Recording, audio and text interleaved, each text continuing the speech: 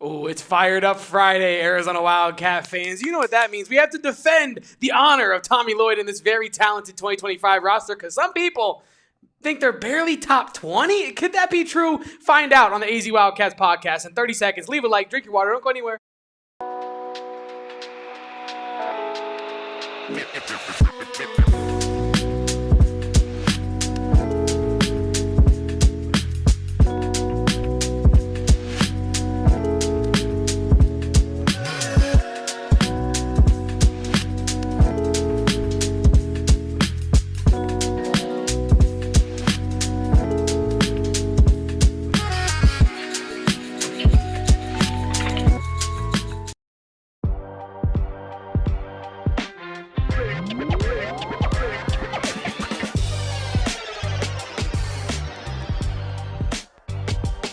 Welcome on in, everybody, to the AZ Wildcats podcast, live from Studio K, presented by our friends at Circle K. I am, of course, Damon Fairall, otherwise known as Damon Dog. That's my guy, Kevin Thomas, otherwise known as Kevo Post, and we are always known as the AZ Wildcats podcast. Coming to you live on a Fired Up Friday from PHNX HQ3, HQ Trace. Kevin, how are we living today on a Friday? Living good, living great. It is Fired Up Friday. Happy to be here with you, Damon, and all of our favorite friends and family here in the chat. All of our favorite Arizona Wildcats, alumni, students, fans alike. It's Fired Up Friday, and the energy is very, very good. We were at Media Day on Wednesday. We had Seth Dagan, Ishmael Mahdi on the pod yesterday. A total of 10 guests for the AZ Wildcats podcast this week. So thank you to all of you guys in the chat for the support this week. It has made doing this show so much more fun, and it is already very fun to do this show.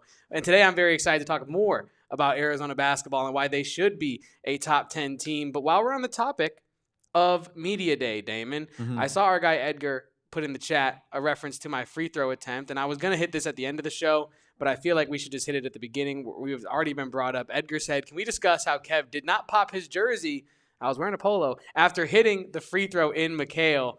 And yeah, without further ado, I guess we can judge my tape here live on the show. As you can see, you know, Justin Spears, my elite rebounder, missed the first one, looked good, felt good, long off the bat, got to take a deep breath, compose myself. Bang. Nothing but net. Nothing but net, Kevin. Turn to the camera. This is showmanship. Bang. That's a guy. That is a man. That's a man right there, Kevin.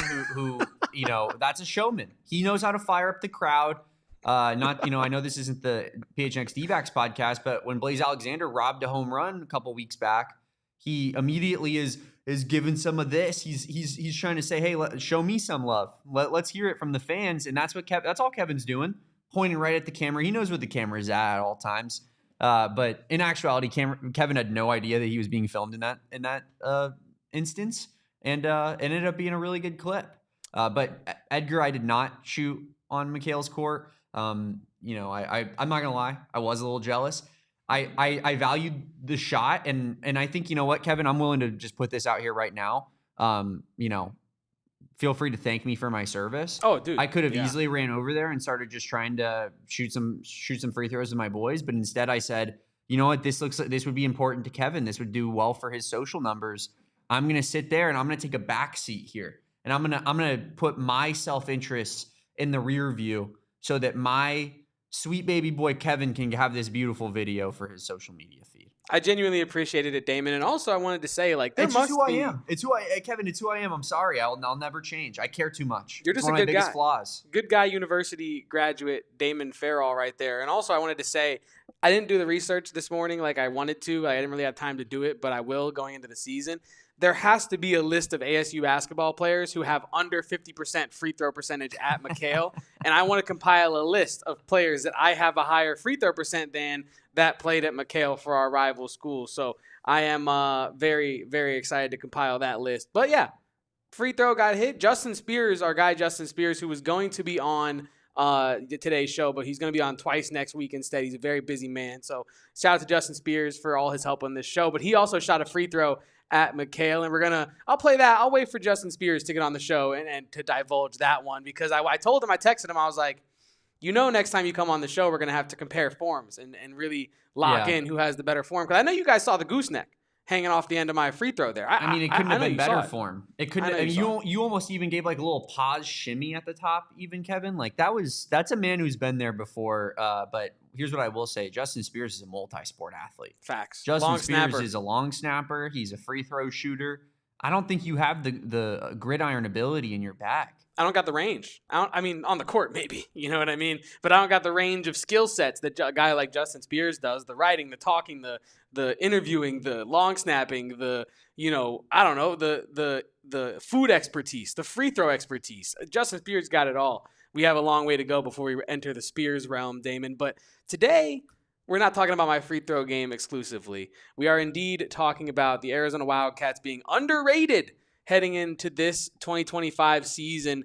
And I kind of want to preface this conversation, Damon, by saying, like, outside of winning a national championship, right, what would Tommy Lloyd have had to do this past cycle to get into the top 10 unanimously, do you think? Because there are some schools, and we're going to get into those schools, that really maybe shouldn't be consensus top 15, top 10 teams that kind of are. And there are teams that Arizona are behind on some of these lists that probably should not be. What would Tommy Lloyd have had to do this recruiting cycle? Because you go out and get Koa Peat, you go out and get Brayden Burries, you had Dwayne Aristode, who's a borderline 5-star. So you have, I'll call him 2.5 5-star players coming in.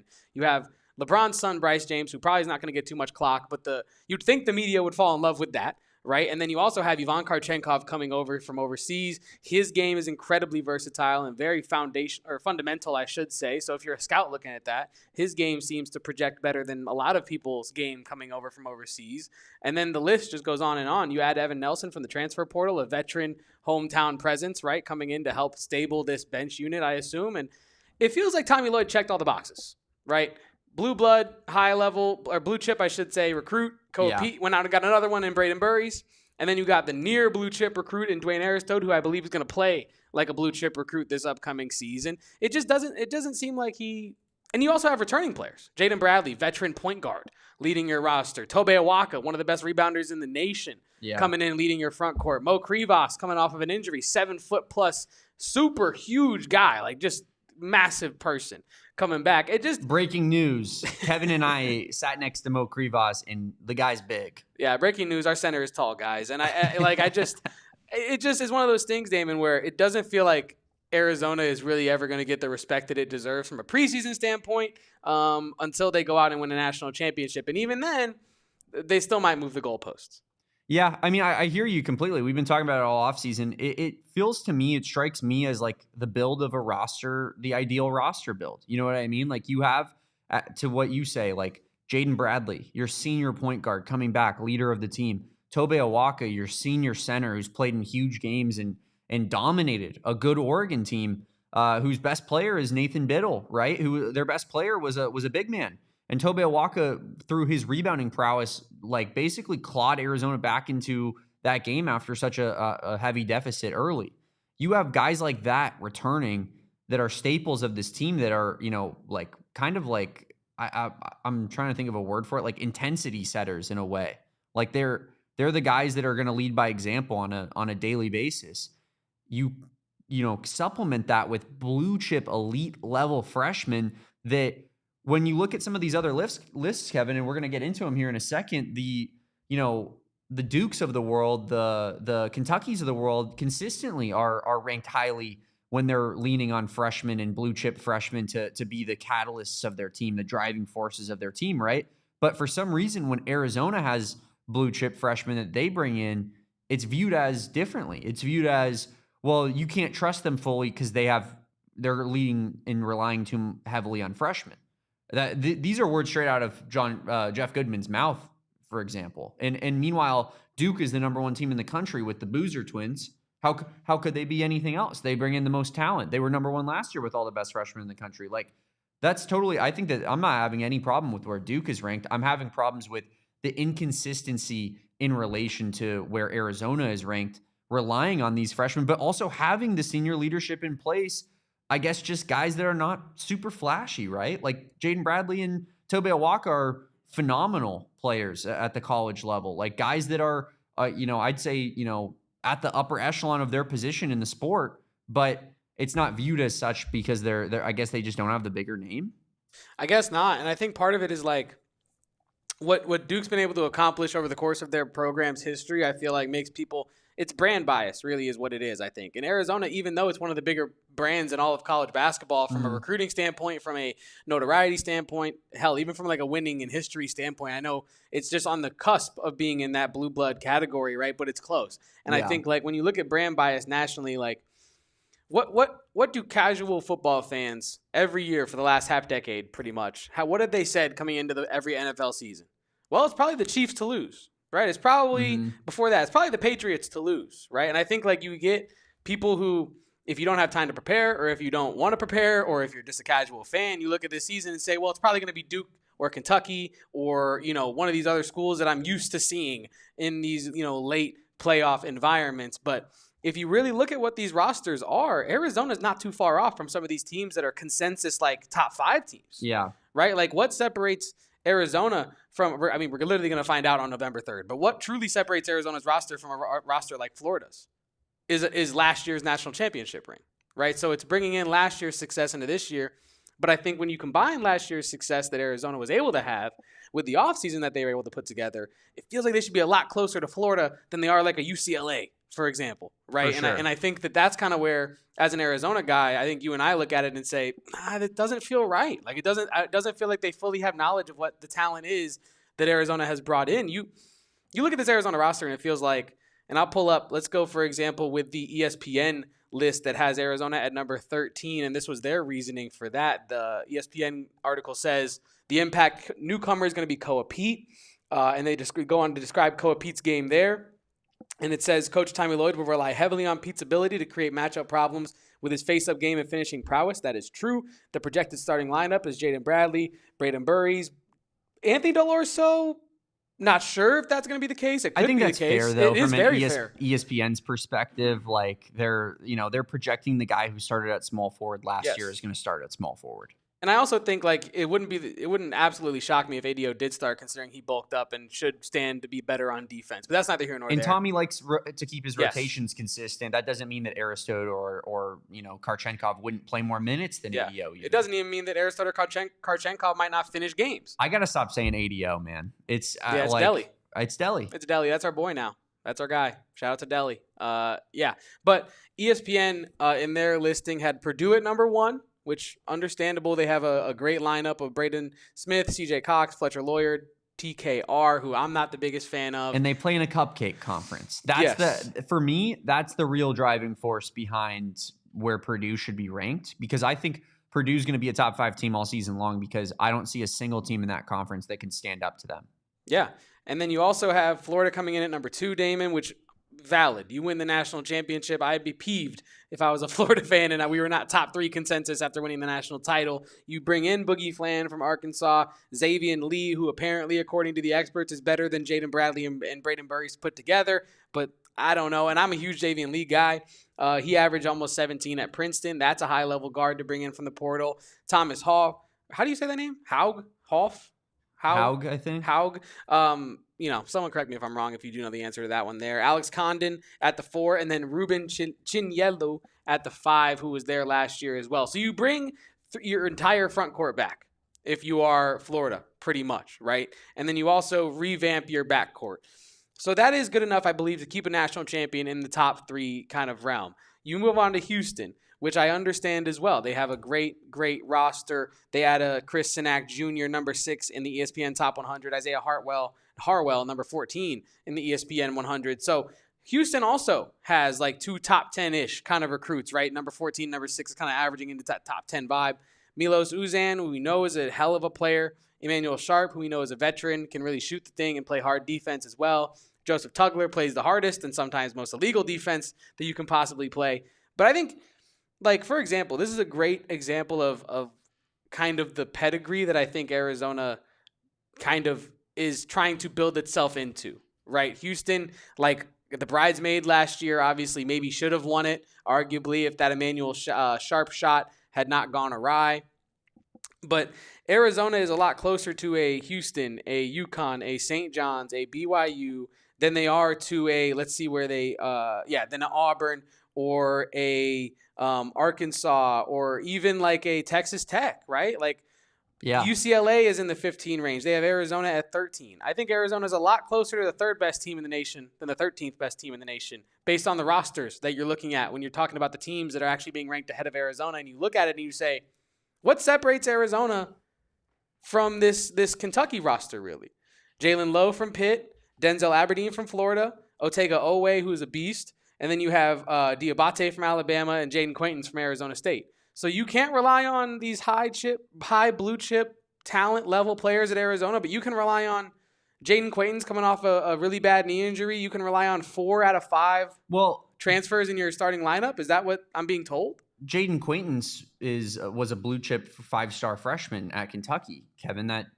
We put all our stock into the blue blood programs getting 5-star type players. I know Jaden Quaintance technically isn't a freshman. I think he reclassified, right? So this technically would be his freshman season if he had gone about high school in the normal way, for lack of a better term. But I do like that right there is encapsulates this entire idea of what we're talking about. Kentucky gets Jaden Quaintance, who was at times unplayable last season, showed a ton of ability and prowess to protect the rim, but was extremely raw in basically every aspect of his game that didn't include like blocking shots and rim protection. And meanwhile, like we can trust that. We can trust that because we've seen him average like 2.5 blocks, but not be able to rebound at like a really effective level, and definitely not be able to score at an effective level. But Koa Peat, we don't know. We can't put stock into Koa Peat yet. It's just ridiculous to me. And to your point, like, this was the question I was going to ask you, Kevin, when you were talking about the different teams that Arizona is closer to.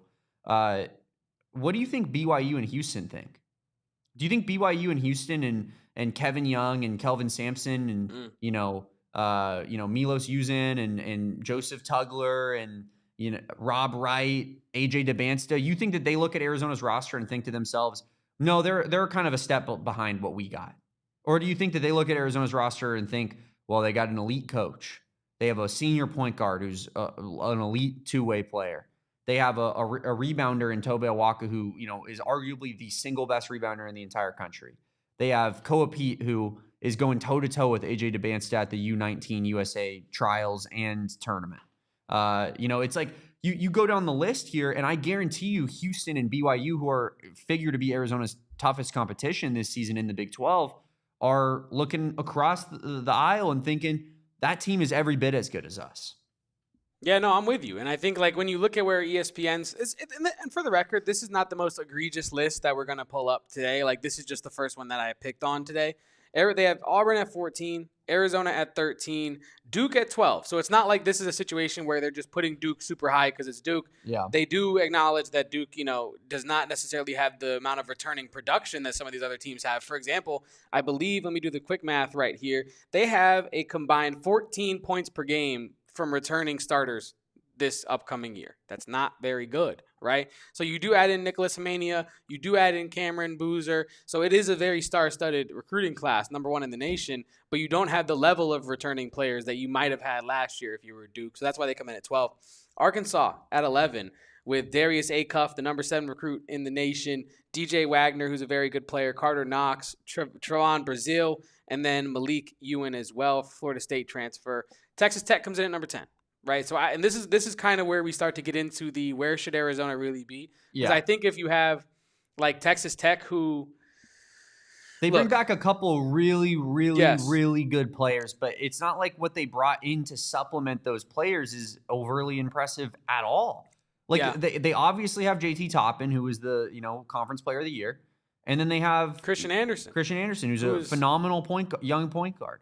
But outside of that, what are you looking at on Texas Tech's roster where you're like, man, LaJuan Watts is really going to take over the conference this year? Like, I just don't feel that way. Man, Donovan Atwell, that 13.5 points per game at UNC Greensboro, that gives me a ton of confidence. Like, this would be like you and me trying to tell people that, like, and this is all with all due respect, considering like where he's coming from and where he's returning to now, but this would be like you and me getting on this podcast and saying Evan Nelson is going to be the best point guard transfer in the Big 12, and he's going to challenge Jaden Bradley for the starting spot. That's just not what he's been brought in to do, right? And so, like, I don't think that Texas Tech, for example, should be ranked higher than Arizona based on preseason rankings, right? Not taking last year into account. Preseason rankings, I think Arizona should be higher than Texas Tech, despite Texas Tech bringing back a Conference Player of the Year and Christian Anderson. I just think Arizona's talent level is higher than Texas Tech. I think with Tech, too, like, the one thing that like really will strike you when you look at their roster is, man, they could have used Darion Williams back. Oof, yeah.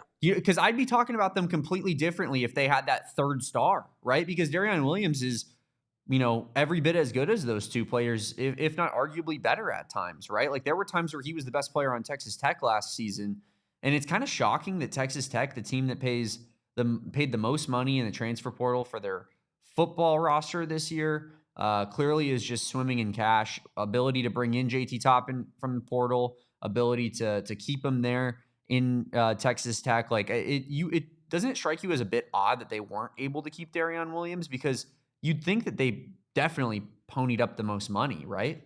Yeah, and like you alluded to, like you and I, we do an Arizona podcast, not a Texas Tech podcast, and because of that, we know about stuff like the Brayden Burries, Elijah Arenas situation. We understand like that you make choices in these kind of contexts, and maybe this was a stylistic choice for Grant McCasland, like a cost-benefit analysis of saying, well, do we want one Darion Williams or two starting players that I think fit better and allow Christian Anderson and JT Toppin to take over more? Yeah. Maybe that's what you're looking at. Like maybe Grant McCasland is looking at this and saying, our ceiling is at its highest. Like maybe your floor is at its highest if you have a guy like Darion Williams, but maybe your ceiling is at its highest when you go through Christian Anderson and JT Toppin and have a couple more supporting pieces that don't want as much share of the ball alongside of them, Damon. And then also moving up this list, there was a team that I really wanted to question here in regards to their placement on this list.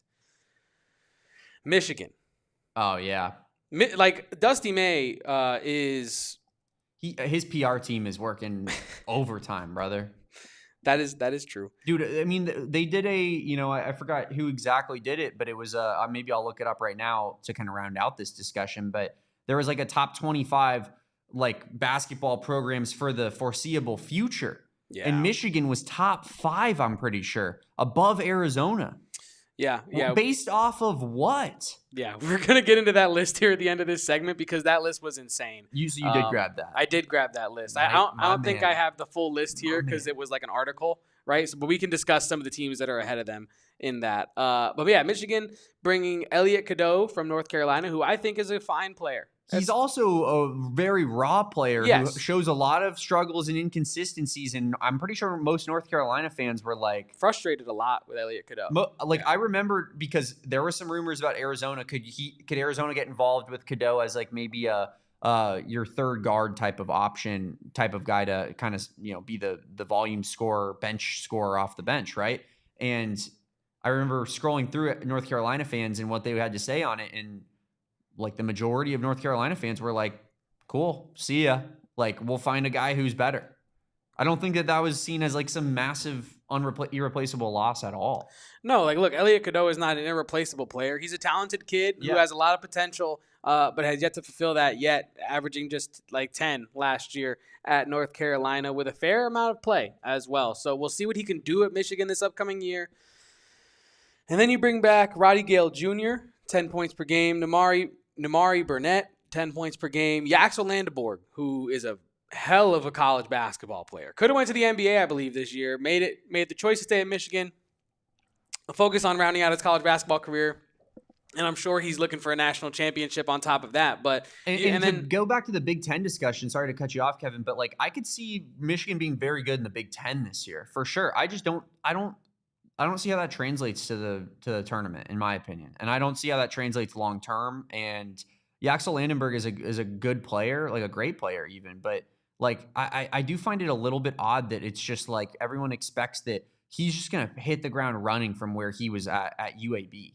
It's like this dude was at UAB, and this dude, you just expect him to be a 20-point per game scorer at Michigan. I find the people that, like the analysts, a lot of the big talking heads and pundits choose to be like, well, that certainly is going to translate, versus like, well, we don't know about Koa Peat. Yeah, it's weird. And you're like, I'm more confident Koa Peat's going to be good than Yaxel Landenberg, if I'm being honest, but I don't know. Maybe I'm wrong. Yeah, we could be wrong. Jackson Landeborg has a great like frame on him, and he's a pretty good athlete as well. So it could translate. It could translate, but like you said, don't tell me that Jackson Landeborg is about to be a world beater if you're also gonna talk out of the other side of your mouth and tell me Koa Peat's not ready for the Big 12, because he is ready for the Big 12. I sat next to him, and he looks like everybody else on the team that played in the Big 12 last season. Yeah. Right. So, and then real quick, just to wrap up this ESPN list, Louisville BYU comes in at number 6. St. John's at number 5, UConn 4, Houston 3, Florida 2, Purdue number 1, Damon. And then I also wanted to address Bees' chat here. Shout out to everybody in the chat. Thank you for tuning in with us today. Drop a like. Drop a chat message if you want to. Become a member of the Supporters Club if you really love us. But Bees says, who is a member of the Supporters Club, unfortunately for the other pod that we do on this network, down. He says, what do the Cats think about the move to the Big 12 Conference basketball-wise? Do you hate that it's too deep, or do you like the strength of schedule? And me personally, I think that I'll speak for myself, but I will say I'll put it in a Tommy Lloyd context, right? I think that the move, if you ask Tommy Lloyd, he loves it. And I think that that's what really matters most, right? I love it as a basketball fan because we're going to get banger after banger after banger after banger in conference play. And it's not like, oh yeah, Arizona, they have a game tonight. Who are they playing? Like Cal. And it's like, that's a decent program. Okay. Who are they playing tonight? Oregon. And it's like, Oregon's decent, but like, we're going to whoop them. Who they got tonight? Stanford on the road. Okay, there's going to be like 20 people there. You know what I mean? Like none of that. Literally none of that, right? So it's like this conference is deep. And from a fan's perspective, it's incredible. From the coach's perspective, it only helps with recruiting. So it's like this cycle of good, I think, for your school. Because when you ask Koa Peat, why is he at Arizona? Obviously, there's a ton of reasons. But one of the main reasons is Arizona gives him the biggest stage to showcase his talent, because he's in games that matter all the time. For sure. Playing at Arizona. And that's not the case in the Pac-12. As much as we love the Pac-12 and want to romanticize it, the games didn't matter all the time. It was Arizona walking to the Pac-12 championship, maybe facing a tough opponent in the final game, maybe not. And then what do we have in the tournament? No longer is that a question at the end of the season. You know exactly what tournament team you have now because you're in the Big 12. Absolutely. And I love that. We're going to know exactly who Arizona is by the end of November for the most part. I'm not saying that the team can't evolve, can't change, can't grow, can't shrink over the course of a season, but you're going to know what you got very early on because of the way that Tommy Lloyd schedules and because the Big 12 conference is unrelenting. Kevin, you're not going to speak for the entire fan base. I will. We love the move to the Big 12 for basketball reasons. I think for every reason you just outlined, you'd go to the Pac-12, you'd run through the entire season, you'd lose 3 games throughout the course of your entire regular season, you'd win your conference tournament, you'd face very little to nothing in terms of actual pushback and like opponents that like drove you to be better outside of probably UCLA and Oregon. And even then, like Arizona was dominating the conference year in and year out. The Big 12, I think, we all knew moving into this that this likely meant a lot less conference championships. Like, the Pac-12, we became numb to it, right? Like a year where you don't win the conference championship is almost a disaster. But in the Big 12, now it means something again. Like if Arizona wins the Big 12 championship, that's going to be huge in basketball because this is the most difficult conference in the sport to win it in. It's like winning an SEC football championship almost. And you're playing up against the Kansases, the Houstons, I don't know why I'm blanking, the BYUs, even the Texas Tech, even like Kansas State was in an Elite 8 and a Final Four like 3-4 years ago. I mean, and they're not even a top half team in the conference almost. Like, that's how deep this conference is, and I just think that Arizona fans know that their team will be better prepared on a game in and game out basis when it comes to single elimination tournaments, because that's the hardest thing to do in sports is probably win March Madness, because one basketball game by the thinnest of margins versus a bunch of really good teams and you're gone, right? And so Arizona is like, we're the choke artist, program, but in reality, it's so hard to actually not like get eliminated oftentimes when you're in it every year. I just think that this is going to be such a better thing for, like, Arizona's not going to lose to Princeton's by being like out physicaled by a Princeton team because Tabellis and Ballo are just not up for it, right? Because you're going to have the entire season to prepare and kind of use as a ramp to get ready for it. I just think that what it will do in particular it'll lessen the chance of a big time upset in the first 2 rounds for Arizona. and it increases the likelihood that they're able to match the physicality of a team that is really, really good. Say a Duke last year, where even though Arizona didn't have the talent level to compete with Duke, it was still a close game the entire time, essentially, because that Arizona team was physical and they were ready to play from the moment that the game started. Yeah, I'm with you. And then now that grows into another year's roster where when you talk to Ivan Kharchenkov, when you talk to these dudes like Koa Peat, Tobe Awaka, like all they talk about is how physical this team is going to be. All they talk about is how in practice it is prison ball. They're not even calling fouls. You can just go assault dudes on the court and no one's going to bat an eye and no one's going to come save you if you're the defender or offensive player, right? You have to figure that out. And I think that's huge for Arizona, who last year, I think like the biggest thing with them was when they got up against a team like Houston, who also was going to bring the physicality. It was kind of a I don't know. Let's just say it was a battle for 35, and then the gas ran out, like physicality wise. Yeah. And I don't think that's going to be the case this year, right? I think that this year's team has learned and been taught by the Big 12 Conference that physicality is king in this conference. If you can match physicality with a skill set that is competitive at the top end of the conference, you can go win the whole conference. It's not the craziest thing in the world. So, yeah, to answer Bees' question, I think we are very, very excited to be as part of the Big 12 Conference, even as a fan base. But I'm sure that locker room and the coaching staff is ecstatic about it, because when you can recruit guys like Koa Peat and say, hey, you want to be playing the national champions, first game of the season pretty much, November 3rd, how does that sound? You want to be on a big stage? You want to go win stuff? This is the place to do it. Like, you're not playing a bunch of pushovers. It's going to be challenging. You're going to be the best version of yourself by the end of it because you've been tested and it's been proven throughout the rest of the season, Damon. And we do want to get into the rest of these lists and specifically that top 25. Before we do so, I did want to answer Glenn's question real quick as well because I thought it was funny. Are you saying a Big 12 championship is not a bad consolation prize if you lose in a Sweet 16 or the Sweet 16? I hear you.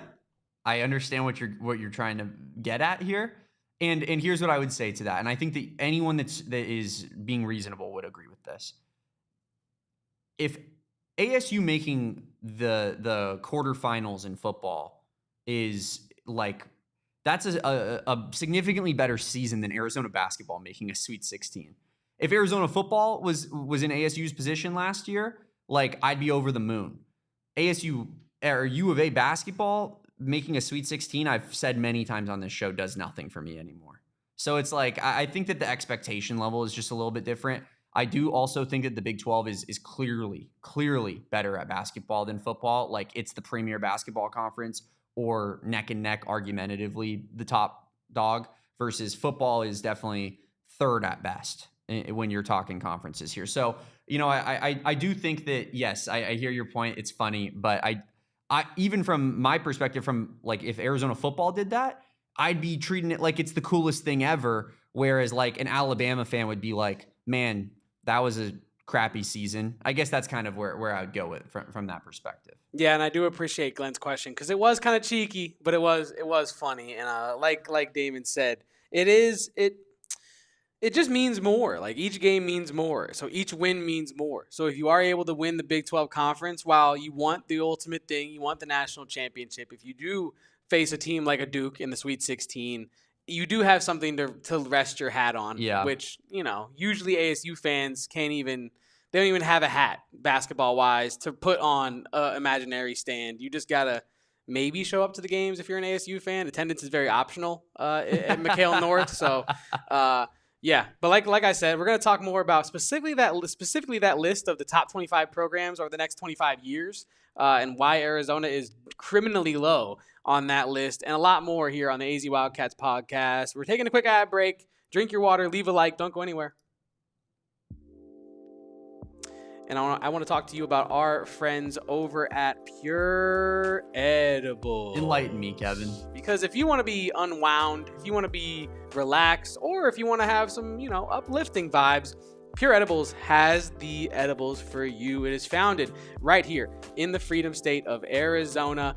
One of the best best products you can get out of the dispensary. 130 dispensaries here in the Freedom State dispense pure edibles, and they're not just covered in sugar like a lot of these other edibles can be. This is a full-fledged candy company, a real candy company that also happens to make edibles with all of our favorite chemicals like CBN, CBG, CBD, and marijuana-derived THC. Pure gummies are designed to be ripped or bit in half for you to either share with a friend or just dial in your own perfect dose at home. So who says happy hour has to end just because the basketball season has not arrived yet? You can take an IPA, dare I say, into your all-in-one THC cart pen. Is that a thing that interests you, Damon? You and I have tried these Noble Road's new Tower Station IPA all-in-one pens, Damon, and they are pretty impressive. You might hear IPA flavored THC pen and think, I'm a bit skeptical, right? That was my first reaction. I was like, I don't know how those two flavors are going to mix. They mix surprisingly well, and you get the IPA taste and flavor out of it, but you barely notice that it's a different sensation to the pen. It's just a great product overall. So go find yourself some Pure Edibles products from one of the over 130 dispensaries from across the Freedom State of Arizona. It's the best edibles and pens in the game. Absolutely, and I'm pretty sure it was made specifically for Derek Montilla. Yeah, yeah. It's his two favorite things in life. But another company that we are just thrilled to be talking to you guys about is our friends over at Game Time. It is the premier ticketing app in the entire country, and it's taken the ticketing world by storm, Kevin, and for good reason, because they have the ultimate ticketing interface. They show you their all-in pricing right away so that, you're not getting fooled and bamboozled by some fees at the end of, your purchase when they're in your cart for so long. You're like, oh, these are $50. Oh, wait, now they're $94 because you added a $44 ticketing fee. Game Time's going to show you exactly what the price is and what you're going to pay for each ticket right in front of your face. And my favorite feature, Kevin, of course, is, we all know what it is. It's showing you exactly what the view of your ticket's going to be from your seat in the stadium before you make a purchase that you end up regretting. Game Time takes the guesswork out of buying tickets. You can head on over to gametime.co, or you can download their free app today and use our promo code of PHNX. It's going to get you $20 off your first ticketing purchase. Like I said, guys, take the guesswork out of buying college football tickets. The perfect place to buy tickets for University of Arizona games. If you are just buying a single game ticket, they also have their price match guarantee where they're going to refund you 110% of the difference if you can find a lower price on that ticket on a different ticketing site. So guys, Game Time is going to have the cheapest tickets. They're going to have the easiest tickets for you to get. And of course, with our promo code, you can save even more with $20 off. Tap Ticket, go download the Game Time app today. Kevin, what time is it? Game time! How was that? I'm pretty sure people are staring down the hallway right now being like, what was that? What was that noise? What time is it? Is it game time down there in the AZ Wildcats podcast? Because that's what it is. It's game time, as you know, Damon. And like we said, we're going to get back into the lists and where Arizona is most underrated, I think, is this list where shout out to CBS Sports and Kyle Boone, who a couple days ago put out a projecting top 25 college basketball programs of the next 25 years. Teams set for the most long-term success. And now, I think we should preface this conversation, Damon, by saying this list is an incredibly hard list to put together. You are balancing and trying to project so much, a quarter of a century into the future. It is a very tough list to put together. So I don't want to come off as being too hard on CBS Sports or Kyle Boone or anything like that. But I do think as an Arizona fan, as you start to scroll through these teams, you keep scrolling and you keep scrolling, and then your brow starts to furrow and you think, where are the Wildcats? They're at 14. The 14th best program over the next 25 years to just follow, I guess, will be the Arizona Wildcats. And the reasoning for that, they say, and I quote, "The headwinds working against Arizona are tough to ignore. It's no longer in the Pac-12 and is indeed contending against Kansas and Houston in the Big 12. But I'd bet on the Wildcats keeping pace among the best in college hoops. This program has so far won the 6th most games since 2000 and is in good hands behind rising star coach Tommy Lloyd. Things have been good in Tucson, and there are even better days ahead." And yet you rank us lower than where Tommy Lloyd is like probably his average AP poll ranking since he's taken over as coach. Now let's break down some of the teams from the top to 14 that are above Arizona. I do find it interesting discrepancy between how we feel about being in the Big 12, as we just outlined via Bees' question a couple of minutes ago, and how like a national, writer would feel about that move to the Big 12, and they view it as a negative thing. They're like scared for Arizona. I think that's insane. It is. Like, if I feel like it's so obvious, and this is probably a matter of like, it's hard to be informed on every single team and every nuance and contextual thing about each program. Like, if we were able to sit down with our guy, Kyle Boom, and just explain to him like, hey man, when we were in the Pac-12, we'd run through the conference, have zero testing the entire year, get into the tournament, and play a team that's better than essentially all but like 2 teams we played the entire season long, and it would look like a disaster. Now we're going to be better prepared because we know that you can't take any games off in the Big 12. And I think that would hit home once it was explained. But I think that from like a very like zoomed out view, you're like, they're never going to win the conference again. And you're like, okay, sounds good. Yeah. I'd actually probably prefer for that to be the case if that means that our tournament success is going to be significantly better. No, yeah, and I think, to Jervis's point in the chat, like there are teams above Arizona, and I'll just go 13 Florida, 12 Purdue, 11 Texas Tech, 10 Houston, 9 Kentucky, 8 UConn, 7 Michigan, 6 North Carolina, 5 Indiana at 5. Man. Alabama at 4. Louisville at 3. Is this just Michael Brown Jr. maintaining 25 years of eligibility? Is Michael Brown Jr. going to stay for all 4 years? Let me read Louisville's reasoning. Listen to this. Give me Louisville over Kentucky as a top 25, as a top team the next 25 years in the Bluegrass State. Pat Kelsey has something cooking with the Cardinals, and this is a team whose future is among the shiniest, not just in the ACC, but in all of college hoops. He continues. Kelsey's charisma, his Riz, helped turn the Louisville program around from 8-24 the season before he arrived to 27-8 last season, and losing seasons are going to be a thing of the past. It's remarkable how quickly they recovered from the disastrous Kenny Payne era, which is fair and true. He ruined that program for a while. Did they recover that fast? I feel like they were bad for like a good handful of years. But that's what I'm saying. At least you got that 27-8 season last year, though, so it feels like you're on the other side of it. But let's get another one maybe under our belt. But anyway, let me finish this paragraph here. And equally impressive how sentiment has completely flipped from extreme pessimism to unbounding optimism. Kelsey has the goods. Unbounding optimism is insane. As Sam outlines here, he has exactly this many tournament wins. And for our audio podcast listener, I'm holding up a big fat goose egg.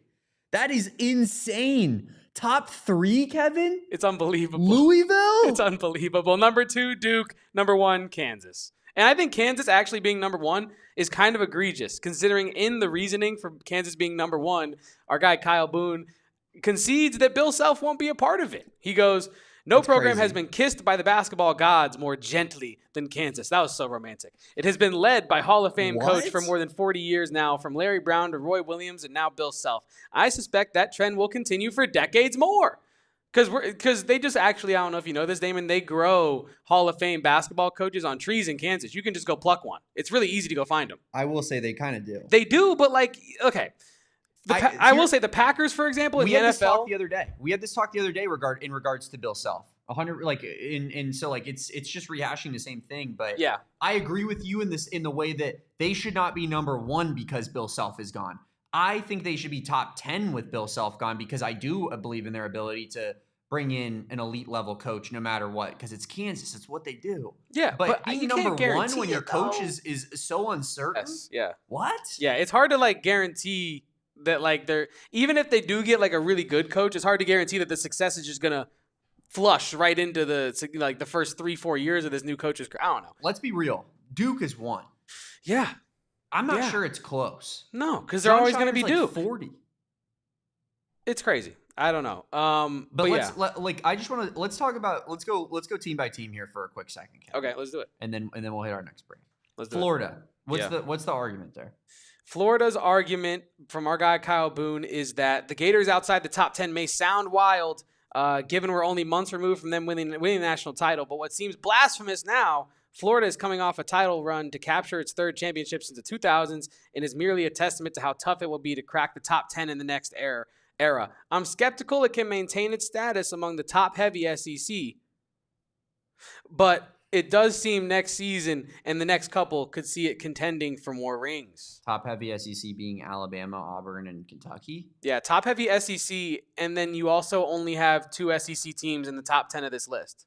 Not even top 10, actually, because Florida's 13. I wasn't one asking SEC school. I wasn't asking you about Kyle Boone's interpretation. I'm asking about your Oh, interpretation. okay. I thought you were asking for what his blurb was on Florida. No, I'm saying, like, what do you think? Why do you think Florida would be above Arizona? And is there, like, does that seem fair? I think genuinely, if this was my list and I was to reason it out, national championships, a very recent one at that. And then also them getting that second national title, I think really elevated that program from a program that is, instead of trying to chase greatness, is in trying to continue the greatness that they've now had. And so it's just off of like legacy at that point. Like, it's off of legacy and it's off of recruiting ability and maybe NIL.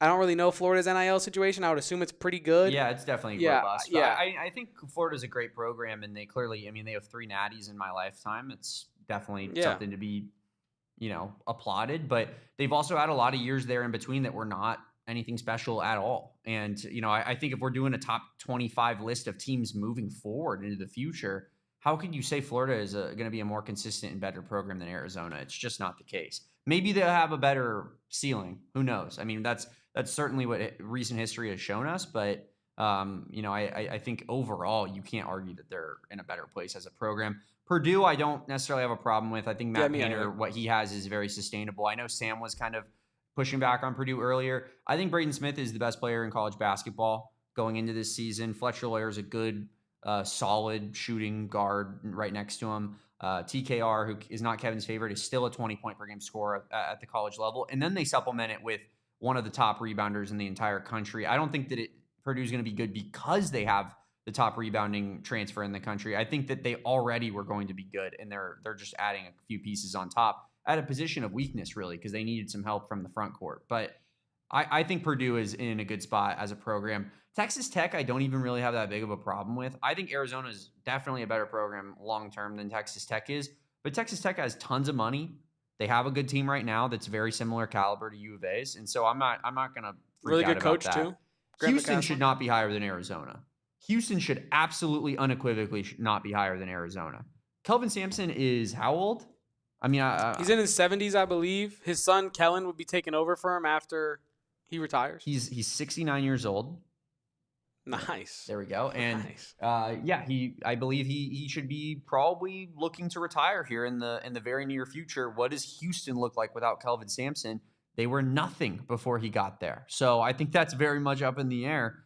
I can't understand. That one doesn't make any sense to me. Kentucky, I get it. It's Kentucky, right? Like, is that the only? No, I get it. Yeah, it's Kentucky, the big brand. People like Mark Pope.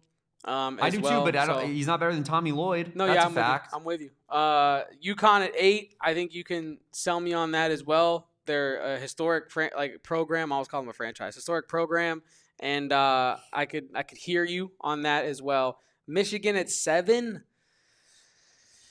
So we're flexing the okay. How old is Tommy I'm totally Lloyd? Fine with. Michigan, I have a huge problem. How old is Tommy Lloyd? Tommy Lloyd is 50 years old, right? That's why you're wrong, Glenn. Houston doesn't have an argument to be over Arizona because Tommy Lloyd is 50 and Kelvin Sampson's 70. That's we're just talking about different things right now. But I think and the reason I look up Tommy Lloyd's age is because in the article it says, in the first sentence of why Michigan is at 7. Michigan made the 2024 offseason coaching hire Indiana should have made, nabbing the then 47-year-old Dusty May from Florida Atlantic. When it's I understand that they called Tommy Lloyd an up-and-coming, rising star of a coach when he's just, a couple years older than Dusty May, but it's Michigan almost half the spots away from Arizona because they have a young coach and haven't won anything yet? I don't get it. It's what Sam says here. Dusty May's highest seed in the tournament has been a 4 seed, and Tommy Lloyd has never been lower than a 4 seed. It makes absolutely no sense for Michigan to be above Arizona. Based off of what? It doesn't. Based off of a really cool but semi-fluky Final Four run from FAU? Is that really what we're basing it off of?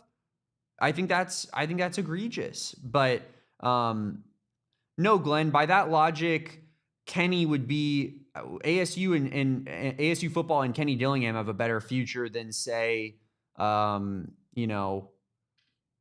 an old coach who's Kyle Whittingham. He's yeah. old. But even then, I think it's a little maybe that is an apt comparison. Who would you rather have? Moving forward, Utah football with Kyle Whittingham, towards the end of his tenure, even though he's established a really good thing, or ASU football with a young coach who's established, who's great, who you can trust moving forward, and who wants to be there. I think it's pretty clear ASU is in a better position. Yeah, Utah might have been a bag pull by me, but no, I think that's the perfect comparison almost. I think I would still take Utah though. Am I crazy to say that? I just think like there's I guess maybe it's not crazy to say that Houston, you'd rather be the Houston program moving forward, but I do think that is a pretty good comparison. Like it is, and I'd rather have the coach who's much younger, and I know what I have in Kenny Dillingham for 20 years. Whereas Kyle Whittingham, you have what, 2 more years, and then it's completely unknown. This is not Kansas. Maybe like a couple more months of Kyle Whittingham, to be honest with you. Age doesn't matter in regards to the future of college basketball programs. That's one of the most nonsensical things I think I've ever heard in my entire life. Yeah. I'd say age is one of the most important age of your head coach is certainly one of the top 3 most important factors. And I think, Sam Alberts is right. I think I would take Utah for the next 5 years, like after a Kyle Whittingham departure or whatever, if he stays this year and next year. And then over time, if Kenny Dillingham stays at ASU, the stuff he's able to build there will be pretty sustainable. So, yeah, I agree with Sam Alberts' estimation of things. We do have another ad break to get to, Damon, and then I wanted to get to our best bets for this weekend and maybe talk a little bit more of wrapping up this conversation here on the AZ Wildcats podcast. Leave a like, drink your water, don't go anywhere. And today, Damon, after work, I'm going to have to, undoubtedly take a stop at Circle K. I have hit empty on my gas tank, and that is a Damon Dog move that I have stolen. As Chris Smooth would say, that's a pro move. Just a pro move is going to Circle K. It's America's third stop where you can become a part of the inner circle right now. Like literally right now. If you start right now, by the time I'm done reading this ad, you can be a part of the inner circle. Promise you. Trust. Do it right now. Head to the Circle K app. Join the inner circle right now. CircleK.com for more details on all of that. But when you do join the inner circle, you get 25 cents off your first 5 fill-ups, 3 cents off every single fill-up after that until you graduate into that inner circle of 5 cents off per gallon. And then every once in a while with these inner circle fuel days, you might get like 40 cents off per gallon on a sporadic random day. And that's just Circle K being generous and showing some love to its favorite inner circle members. And it could be you. Right now they have a $3 meal deal, which is a hot dog or a tornado, and then a select bag of Lay's Frito-Lay chips and a Polar Pop up to 44 ounces if you join that inner circle for free today by downloading the Circle K app right now. Terms and conditions apply. Visit at participating locations. Visit CircleK.com for more details. Visit CircleK.com for more details, Kevin. And, of course, visit playathila.com if you are looking to staycation semi-soon here because, guys, there's no other place to do it than one of the 4 Gila River resorts and casinos locations that they have here in the great state of Arizona, whether it's Wild Horse Pass, Lone Butte, V-Kiva, or Santan Mountain. Experience the best the Valley has to offer. Guys, you can do anything at a Gila River resort and casino, whether you want to go see a concert or a comedy show, you want to experience some upscale dining, you want to play some live table games and slots, you want to hit the pool area with the cabanas, you name it. It is the ultimate place to hang out and have a good time. I know that I'm a Wild Horse Pass man. We do a lot of our watch parties out there. Kevin, still yet to get out there, right? But it's I haven't stopped by. We are having that in the works. Kevin is going to go to V-Kiva. He's going to give us a review of what the beautiful V-Kiva location has to offer. I can't wait for that personally. But they also have the largest sports book in the great state of Arizona, which is very near and dear to me and Kevin's hearts. We love gambling, doing a little UFC gambling maybe, 10 toes down MMA. Make sure that you're drinking at home, brother. But unprecedented level of entertainment at Gila River Resorts and Casinos locations. You won't find it anywhere else in the desert. If you're doing a staycation, do it now with Gila. You do you at Gila River Resorts and Casinos. Visit playatgila.com for more details. Look how happy those people look in the ad. I mean, don't you want to look like those people? Just so happy. And we are back. And I wanted to give a quick mention, Damon. I don't know if you saw this in our Slack channels yet. Marshawn Lynch. What does Glenn mean by an AD like ours? What do you mean by that? I would love for him to explain that, because Desiree Reed-Francois has, by all accounts, done nothing but come in and do exactly what she was asked to do, which was reduce our deficit and fix the budget issues that Arizona had. And now Arizona has less than $5 million deficit in terms of budgetary constraints from an athletic department standpoint, meaning she's essentially wiped it all away in like a year. So I don't understand how that doesn't make a whole lot of sense to me, to be honest with you. I think that's an unfair kind of label being put on our AD for no reason. And honestly, to your point earlier, I hope you do keep Graham Rossini and Kenny Dillingham leaves. I'll be dancing in the streets. I'm not to say that Graham Rossini can't hire another good coach, but I don't think he's going to bring in a guy who's as perfect for the program as Kenny is. That's for damn sure. Yeah, no, that's valid. And like I was trying to say, Damon, did you know Marshawn Lynch is in attendance today for Diamondbacks BP? Wow. And if you were a baseball player, because I know baseball players all have their own little intricacies and superstitions, someone's got to be a Skittles person. Can we get Marshawn Lynch some Skittles? That's all I'm asking. Damon. And just to wrap up this, but now it's an achievement award for doing your job. But when Graham Rossini does his job and hiring a good coach, he's the man, and he should be president of the United States. Like I don't really understand. It's not computing for me here. Like to be honest, man, it feels a little weird, but it's fine. Whatever. I think it's completely not. That's totally unfair. Desiree Reed-Francois was not given a good hand, and she's done, by all accounts, everything asked of her. So I don't see how you could say an AD like yours.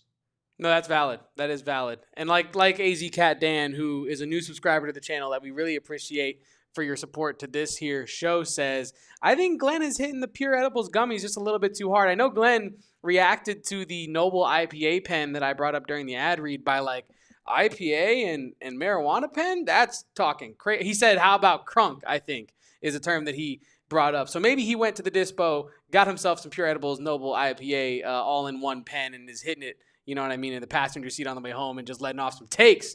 Because like you said, that is a little bit unfair to Desiree. I didn't mention Houston once in that entire conversation, so I don't understand why you're bringing up Houston now. I was talking about ASU and your AD versus our AD, but I digress.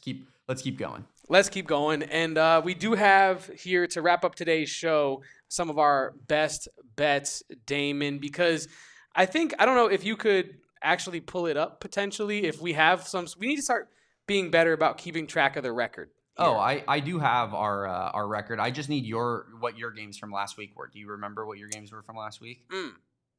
Could you check our Notion while I set it up? Yes. That would be awesome, because we do have our best bets for this week. And like Damon alluded to, we've been keeping track of all of our best bets, and we are trying to make people money. We're just trying to make people money. We're not financial advisors. Don't tell any lawyers that. But we are, ball knowers, and we do like to place bets. So this week, we do have our best bets, and I do have mine. I will throw them up here now.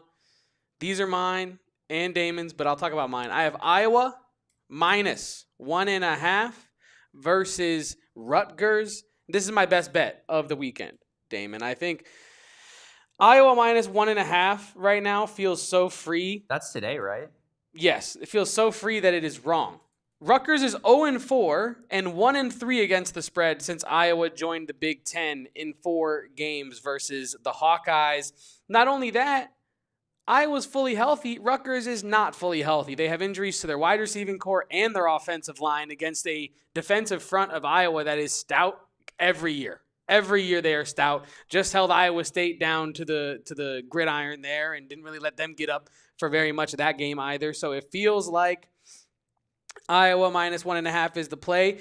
And also, if you really don't believe me yet, Rutgers in the 4 games combined against Iowa all time have been shut out twice and have a total of 17 points across all 4 games. So if you think Iowa can score maybe 10 points in this game, you might cover anyway. So I'm taking Iowa -1.5. Damon, do you got any thoughts on that pick? Yeah, I mean, I don't mind it. Rutgers, don't know too much about them.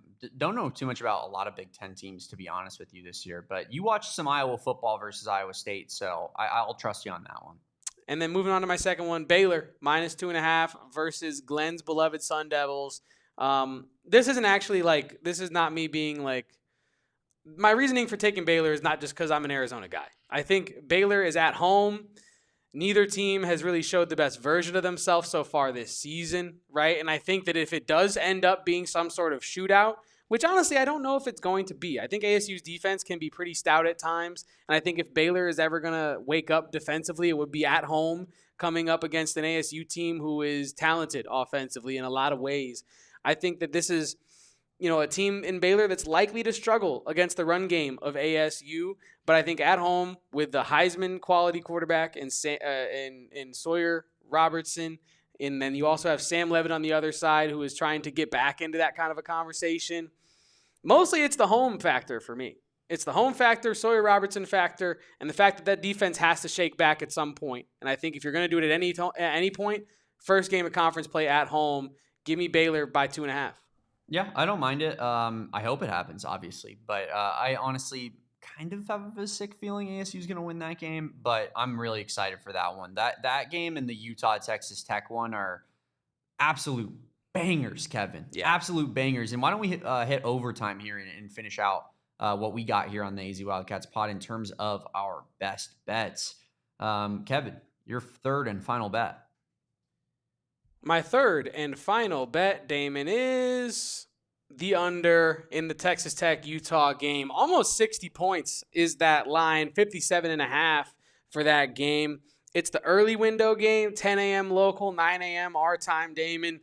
Two really tough defenses in that one, and it's hard to beat Utah in Utah, period. But especially when they have a good quarterback, and Devin Dampier has been incredible this year for them, and I think he keeps it up. And I didn't really want to take a side in this one because I think you could argue all day and go in circles about who you think is going to win this game, right? So I'm eyeing the total here. I think it's going to be two tough defenses, two of the top statistical defenses so far in the country. It's a tough environment early in the morning, less chances to be taken in this one, I believe. Give me the under 57.5 in Texas Tech, Utah. I love that. I think that's a lock. Bang. 57.5. That's a lot of points. Those are hypothetically could be the two best defenses in the entire conference. Yeah. I mean, I know BYU has been great thus far, so has Arizona, but I think Utah and Texas Tech, for my money, would be the two teams I'm almost most confident in. Will be like two of the top three defenses at the end of the season. I really like that one, Kevin. I think that's pretty solid. Let's get into my bets here. Speaking of one of those teams, why don't we hit that second one just to start? Under 49.5 in BYU versus East Carolina. I'm just going with this because BYU has been the statistical best defense in the country thus far this season. I believe, Kevin, they've only given up like 1.5 points per game or something like that so far. Really, really impressive. I expect that to continue versus East Carolina. I don't think East Carolina is a bad team by any means. They played, for example, Coastal Carolina last week. They beat them 38-0. I think that shows that they're pretty damn good. They played NC State week 1. They only lost by 7. It was a very, very close game. They only lost by a 1-possession score to NC State. So in that game, right, East Carolina versus NC State, that's kind of around the caliber of competition, I guess we're talking. It was 24-17. 41 points were scored in that game. A far cry off of the 49.5. I think BYU's defense is better than NC State's. I don't think Bear Bachmeier is good enough to truly put it on a team. And that for that reason, I believe that that under is going to cash there. Moving forward, getting into my next bet here, I'm going to go with Boise State. I like this number at -11 here versus Air Force, and I'm fading one of our service academies. Come at me. Call me un-American. Call me unpatriotic if you want, Kevin. I just like making money. I pledge allegiance to the green, brother. And that's the most American thing we can do. 100%. Air Force lost to Utah State by 19 in their last game. Utah State is not a good team. Air Force, they beat Bucknell. That's their one win earlier in this season. But Utah State is not supposed to be good, and they lost by 19. I think Boise State, a much better team, covers this 11 point spread here. So I don't know. I'm feeling pretty confident in that pick. I don't think Air Force is a very good team at all. And then on the Florida pick, Glenn, I can see he doesn't like my Boise pick. He doesn't like my Florida pick. That's fine, Glenn. Hey, man, I put together 3 winning weeks in a row. So I'm just going to keep the train rolling. You can fade me all you want. But I'm going to go ahead and just, hey, I've been making money. I'm going to keep rolling with it and keep making my picks. Florida 7.5. Here's why I'm going with it, Kevin. I think this number is so similar to last week's number. Everyone was on LSU last week. The whole public was on LSU last week, and it covered. I expect this week to be a tight game. I don't think DJ Lagway is going to throw 5 interceptions again. I think, this is obviously a must-win for Florida with how brutal their schedule is. And so I expect this game to be tight. I think even a possession loss, a 7-point loss, still covers for me here. And I think an in-state rivalry like that, I do expect this one to be pretty tight here. So those are our best 3 bets each for the weekend. Damon's going with Boise State minus 11. The number second is such a dumb way to say that. But the under 49.5 in the BYU ECU game. Have you heard the Eastern Carolina song?